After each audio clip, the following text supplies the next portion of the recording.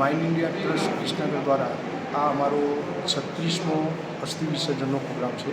આજે આદર્શ હાઈસ્કૂલની અંદર શ્રદ્ધાંજલિ પુષ્પાંજલિ કાર્યક્રમ રાખવામાં આવ્યો, જેમાં લગભગ 242થી વધુ દિવંગત આત્માના અસ્થિઓનું આજે એમના પરિજનોના હાથે પૂજન કરવામાં આવશે.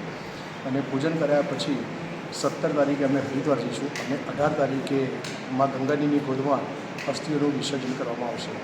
હરિદ્વારમાં પણ અમે અલગ વિધિથી આપણે એક સુંદર આયોજન કર્યું છે, જેની અંદર મા ગંગાજીની ગોદમાં સૌપ્રથમ અસ્થિઓનું પૂજન, ત્યારબાદ પિંડદાન, ત્યારબાદ પિતૃનું આહ્વાનગમન અને ચોથા તબક્કાની અંદર અલગ અલગ અસ્થિઓનું મા ગંગાજીની અંદર વિસર્જન કરવામાં આવશે.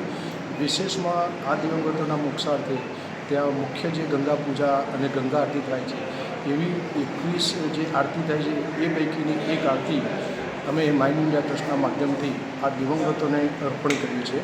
ત્યારબાદ બીજા દિવસે હરિદ્વારની અંદર પ્રાચીન લંગર નામની સંસ્થાના માધ્યમથી આ દિવંગતોના મોક્ષાર્થે છેલ્લા શ્રાદ્ધ કર્મ નિમિત્તે ખીરની પ્રસાદી બનાવી છે અને એ ખીરની એક પ્રસાદી મા ગંગાજીને અર્પણ કરી અને માની પ્રાર્થના કરીએ કે હે માં, આ તમામ દિવંગતોને આપ મોક્ષની પ્રાપ્તિ કરજો અને બાકીની જે ખીર વધી છે એ આવતા જતાં યાત્રાળુઓને પ્રસાદી સ્વરૂપે વેચાણ કરવામાં આવે છે.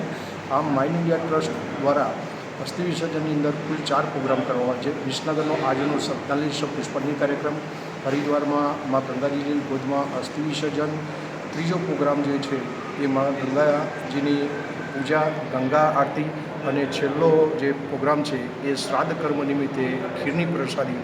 આ 4 પ્રોગ્રામ અમે અમારી માઇન્ડ ઇન્ડિયા ટ્રસ્ટ નામની જે યુટ્યુબ ચેનલ છે એની અંદર પ્રસિદ્ધ કરી અને લોકો સુધી આ કાર્યક્રમની જાણકારી આપતા હોઈએ છીએ.